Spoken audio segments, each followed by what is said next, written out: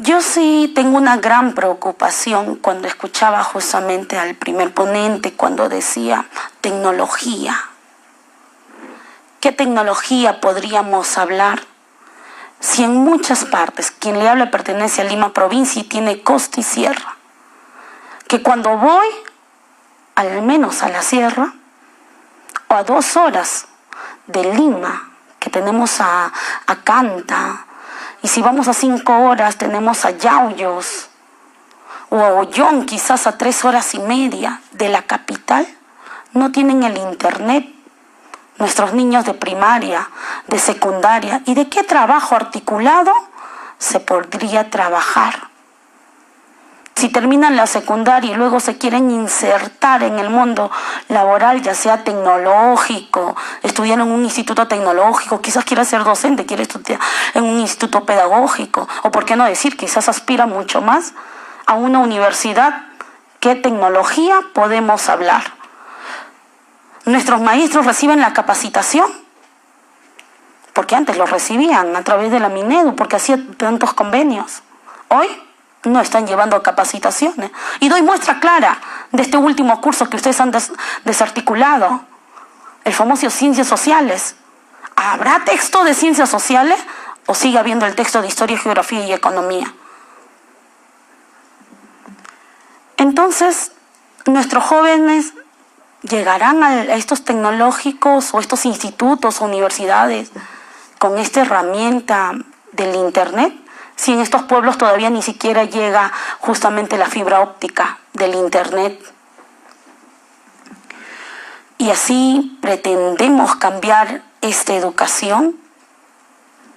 Necesitamos y creemos desde el Ejecutivo que nuestros ministros empiecen a trabajar de la mano, de una manera articulada. Y me voy a este gran pensamiento, como dice Antonio Machado, la frase del caminante: no hay camino que se hace camino al andar, y necesitamos justamente ministros que caminen, sus directores que vayan al in situ. Y es la única forma de dar y poder cambiar. ¿Y por qué decía que nuestros ministros tienen que trabajar justamente de una manera articulada? Porque decía, cuando hablamos de educación, que nuestro país puede salir adelante. Un niño que sabe leer, que sabe escribir y sobre todo que entiende de lo que lee, puede desarrollar todas las operaciones, hasta las matemáticas. Si hablamos que tiene que trabajar con el ministro de Salud de la mano, porque es la única forma también. Que no, oiga, Cuba qué bien, tiene los mejores médicos. No, utiliza la prevención. ¿Nosotros qué hacemos? Cuando ya estamos muy mal, recién vamos y acudimos a los hospitales, a la salud, pero no hacemos una etapa preventiva. Por eso necesitamos formar. ¿Y por qué digo también con la mujer? Porque hoy en día se ha aumentado el gran índice de violencia. ¿Y cómo esto puede frenar? Desde la educación, desde las aulas. Hablemos de igualdad, sí pues. Entonces ambos somos iguales.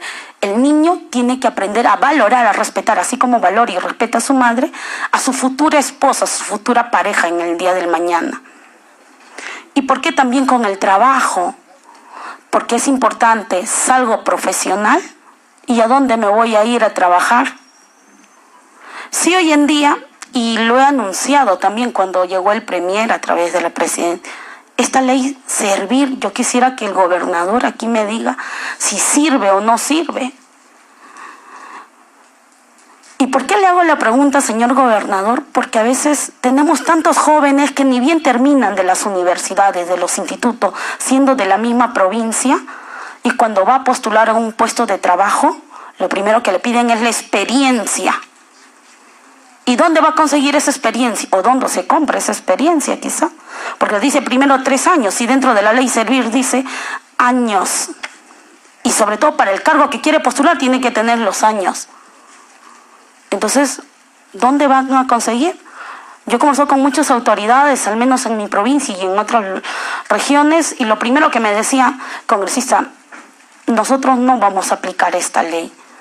Porque tenemos personas jóvenes que recién han terminado, y si yo aplico esta ley Servir, entonces no le daría la oportunidad a ese jovencito que recién acaba de egresar, o a esa persona que acaba de egresar. Entonces, solamente para casi concluir, creo yo que también deberíamos de tener un poquito más de conciencia. Conciencia dentro de los ministerios, porque ya lo mencionaron, no conocen estas famosas páginas, ni las páginas a veces del Congreso, no ingresan a las páginas del trabajo, del Ministerio de Educación, y nos malinformamos.